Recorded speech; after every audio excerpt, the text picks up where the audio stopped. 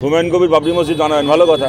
যখন বাবরি মসজিদ যে মাটিতে ধ্বংস হয়েছিল সে মাটিতে গিয়ে বানাতেন বুঝতাম। বাবরি মসজিদ তো আর মুর্শিদাবাদে ছিল না, ছিল অযোধ্যায়।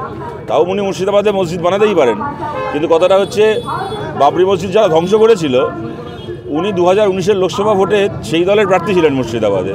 মন্দির মসজিদের রাজনীতিতে ভোটে ডাকেই হবে। মমতা বন্দ্যোপাধ্যায় বলছেন যে উত্তর বাংলায় মহাকালের মন্দির বানাবেন, হুমায়ুন কবির মসজিদ বানাবেন, কিন্তু বাবরি মসজিদ এবং এই রাম মন্দির দুটোই হচ্ছে অযোধ্যায়, উত্তরপ্রদেশে। এখন উত্তরপ্রদেশের রাজনীতিকে পশ্চিমবাংলায় আমদানি করা হচ্ছে। তো উনি বলেছেন, কালকে আমি দেখলাম, এবং উনি তো তার আগে আরও অনেক কথা বলেছেন যে উনি মাস গেলে ভরতপুর থেকে টাকা তুলে তৃণমূলের এমপি ঋতব্রত ব্যানার্জিকে পাঠিয়ে দিতেন। মমতা বন্দ্যোপাধ্যায়ের সঙ্গে বিজেপির কীরকমভাবে বোঝাপড়া করে পশ্চিমবাংলার রাজনীতি চলে। উনি তো অনেক কিছুই বলেছেন। একটা দুটো তিনটে করে সবগুলো প্রশ্নের উত্তর আসুক, তারপর এটারও উত্তর দেওয়া যাবে।